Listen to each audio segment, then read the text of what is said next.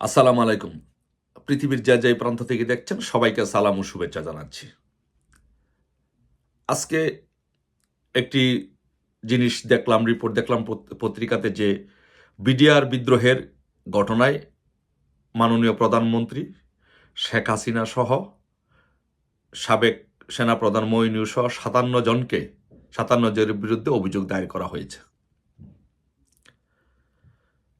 এখন আমার প্রশ্ন, আপনারা কি বাংলাদেশটাকে শুধু একটা দলের প্রধানকে, বঙ্গবন্ধু কন্যাকে শুধু ভিকটিম করার জন্য আপনারা যদি বাংলাদেশের আইন, আদালত, বিচার ব্যবস্থা সবকিছুকে হাস্যরসে পরিণত করতে চান, তাহলে এর দায়ভার আপনাকে একদিন নিতে হবে এবং এরও কিন্তু শেষ আছে এবং এরও একদিন বিচার আপনাদের হবে ইনশাল্লাহ। আপনারা যে কাজটি করছেন, বিশেষ করে বর্তমান স্বরাষ্ট্র উপদেষ্টা লেফটেন্যান্ট জেনারেল জাহাঙ্গীর সাহেবকে আমি কিছু প্রশ্ন করতে চাই। মিস্টার জাহাঙ্গীর সাহেব, আপনি যখন বিডিআরের প্রধান যখন আপনি ছিলেন, তখন আপনার আমলেই কিন্তু এখানে পাকিস্তান থেকে আইএস এবং মৌলবাদীরা আসতো, এসে এখানে তাবলিগ করত এবং আপনার সময়ে কিন্তু এখানে জঙ্গিবাদের উত্থানটা এই বিডিআরে হয়েছে। আপনি এই বিডিআর জওয়ানদের সাথে খারাপ ব্যবহার এবং এখানে একটা বিশৃঙ্খল পরিস্থিতি সৃষ্টি করার কারণেই কিন্তু বিডিআর বিদ্রোহের উদ্ভব হয়েছে। তারপরে আছে সেকেন্ড পয়েন্ট, আপনি দেখেন এই বিডিআর বিদ্রোহের ঘটনা যখন হলো তখন তো আপনি চাকরিরত ছিলেন, তখন আপনার ভূমিকা কি ছিল?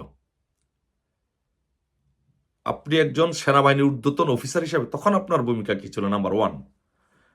আর সেকেন্ড থিং হচ্ছে যে এই বিডিআর বিদ্রোহের ঘটনার যে তদন্ত কমিশন হয়েছিল, সেই তদন্ত কমিশনের প্রধান ছিলেন আপনি।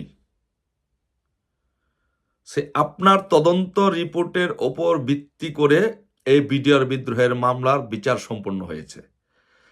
তাহলে কি আপনি যে তদন্ত রিপোর্ট প্রকাশ করেছিলেন সেটি কি আপনি ভুল প্রকাশ করেছিলেন? আপনি যে তদন্ত রিপোর্ট দিয়েছেন সেটি কি ভুল দিয়েছেন? আপনি কি কোনো পক্ষপাতিত্বমূলক আচরণ করেছেন? আপনি যদি তখন কোনো পক্ষপাতমূলক আচরণ করে থাকেন, তাহলে সেটার জন্য আপনার বিচার হওয়া উচিত। আপনি যদি আপনার এই তদন্ত রিপোর্টের উপরে ভিত্তি করে যদি কোনো কারো ফাঁসি হয়ে থাকে, কারো সাজা হয়ে থাকে, তাহলে সেই জন্য আপনারও সাজা হওয়া উচিত, কারণ আপনি ভুল রিপোর্ট দিয়েছেন। আর যদি আপনি ভুল রিপোর্ট দিয়ে না থাকেন, আপনি যদি সঠিক রিপোর্ট দিয়ে থাকেন, তাহলে এই মামলার প্রক্রিয়া, যে বিচার কাজ সম্পন্ন হয়েছে সেটি সঠিকভাবে হয়েছে, সেটি আর এখন নতুন করে কোনো বিচার হওয়ার কোনো সুযোগ নেই। আর আপনি আরেকটি বিষয় হচ্ছে, আপনি যদি এখন এই কাজটি করেন, যে আপনি স্বরাষ্ট্র উপদেষ্টা থেকে যদি আপনি প্রতিহিংসাপরায়ণ হয়ে যদি একটা দলের প্রধানকে এবং সাবেক প্রধানমন্ত্রীকে ভিকটিম করার যদি এই কাজটি করেন, তাহলে কিন্তু এর বিচার আপনাকে, এর ফল আপনাকে একদিন ভোগ করতে হবে এই বাংলাদেশের মাটিতে। আর আপনি যে কাজটি করেছেন, যে আপনি তখন তদন্ত রিপোর্টের প্রধান ছিলেন, আপনি আপনার উপরে রিপোর্টের উপর ভিত্তি করে তখনকার বিচার কার্য সম্পন্ন হয়েছে। এখন আবার আপনি স্বরাষ্ট্র উপদেষ্টা হয়ে সেই রিপোর্টকে বাতিল করে আপনি আবার নতুন করে বিচার করতে চাচ্ছেন, সেটা তো কনফ্লিক্ট অফ ইন্টারেস্ট। এই জন্য তো আপনার স্বরাষ্ট্র উপদেষ্টা, এখানে আপনার স্বরাষ্ট্র উপদেষ্টা হিসেবে থাকার কোনো নৈতিক অধিকার আপনার নেই। আপনার এখান থেকে স্বরাষ্ট্র উপদেষ্টা হিসাবে পদত্যাগ করা উচিত এবং অ্যাজ এ মিনিস্টারিয়াল রেসপন্সিবিলিটি হিসাবে আপনার প্রধান, আপনার যে বস মহাজন ইউনূস, ওনারও এখান থেকে পদত্যাগ করা উচিত। আপনাদের পদত্যাগ করা উচিত। বাংলাদেশের ইতিহাসে বাংলাদেশটাকে, বাংলাদেশের আইনঙ্গনকে, বিচার ব্যবস্থাকে একটা হাস্যরসে পরিণত করার জন্য আপনাদের পদত্যাগ করা উচিত। আপনারা বাংলাদেশে একটি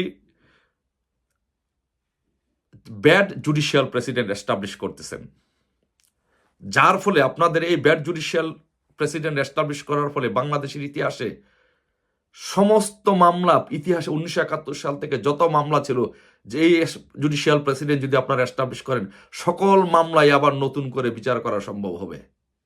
তার মানে হচ্ছে বাংলাদেশে বিচার ব্যবস্থা কোনো মামলা আর ভবিষ্যতে নিষ্পত্তি হবে না। আপনারা পাওয়ারকে এবিউজ অফ পাওয়ার করে আপনারা একজন সাবেক প্রধানমন্ত্রীকে আপনারা ভিকটিম করার চেষ্টা করছেন। তো এই সারা দুনিয়ার মধ্যে আপনাদের বাংলাদেশের বিচার ব্যবস্থা নিয়ে বিচার বিভাগটাকে একটা হাস্যরসে পরিণত করছেন বাংলাদেশে। আর আরেকটা বিষয় হচ্ছে, এখানে পলিটিক্যালি একটা বিষয় আমি বিশ্লেষণ করি, যে তখন ক্ষমতায় ছিল কে? আওয়ামী লীগ সরকার ক্ষমতায় ছিল। তো বিডিআর বিদ্রোহ যদি হয়, তার মানে হচ্ছে আওয়ামী লীগ সরকারের উপরে এর ধাক্কাটা আসবে, আওয়ামী লীগ সরকার পড়ে যাবে, আওয়ামী লীগ সরকারের ক্ষতি হবে। তো সরকার কি কখনো নিজেদের মধ্যে বিদ্রোহ করে? এই বিডিআর তো আওয়ামী লীগের ছিল, সরকারের ছিল, সেনাবাহিনী সরকারের থাকে, সরকারের হয়ে কাজ করে। তার মানে হচ্ছে কি সরকার কি সরকারকে ফেলে দেওয়ার জন্য কাজ করেছিল?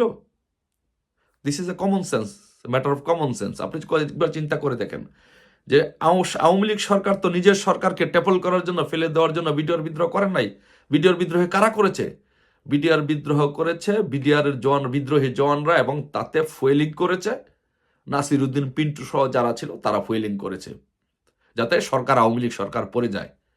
অথচ সেটাকে আপনারা মেলাইন করে একজন দলীয় প্রধানকে, বঙ্গবন্ধু কন্যাকে ভিকটিম করার জন্য আপনারা নতুন করে তদন্ত করতে চাচ্ছেন এবং শেখ হাসিনাকে ফাঁসাতে চাচ্ছেন। মনে রাখবেন, এই দিন নয়, আরো দিন আছে, সেই দিন নিয়ে যাবে সেদিনেরও কাছে। পদত্যাগ করুন, পদত্যাগ করে সাংবিধানিক সরকারের কাছে ক্ষমতা হস্তান্তর করুন। আপনারা যা করছেন, বিচার বিভাগ সহ যা করছেন, বাংলাদেশের মানুষের কাছে পরিষ্কার, এগুলো একটি হাস্যরসের ব্যাপার। মিস্টার জাহাঙ্গীর সাহেব, আপনি একজন আর্মি অফিসার, আপনার এই পদে স্বরাষ্ট্র উপদেষ্টা পদে থাকার আর কোনো নৈতিক অধিকার নাই। এটা কনফ্লিক্ট অফ ইন্টারেস্ট। সো তাই আমি আপনাকে বলবো যে আপনি পদত্যাগ করুন, পদত্যাগ করে সাংবিধানিক সরকারের কাছে ক্ষমতা হস্তান্তর করুন। আর যদি আপনারা না করেন, বঙ্গবন্ধু কন্যা দেশরত্ন শেখ হাসিনাকে যদি আপনারা ফাঁসানোর চেষ্টা করেন, একটা হাস্যরসের বিচারের ব্যবস্থা করার চেষ্টা করেন, তাহলে বাংলার মাটিতে দেশে আপনাদের একদিন বিচার হবে। আর আরেকটি কথা বলি, সর্বশেষ কথা হচ্ছে যে বর্তমানে যেই ট্রাইব্যুনাল, সেই ট্রাইব্যুনালের জুরিসডিকশন কি আপনারা একবার দেখবেন। তাদের কি জুরিসডিকশনের মধ্যে এটা একটা বিচার, যেই একটা বিষয়ের বিচার যেখানে শেষ হয়ে গিয়েছে, আপিল বিভাগ পর্যন্ত সেই বিচারটি চলে গিয়েছে, এইটা নিয়ে কি ট্রাইব্যুনাল বিচার করার মতো তাদের জুরিসডিকশন আসছে কি না, সেটা একবার বিবেচনা করে দেখবেন।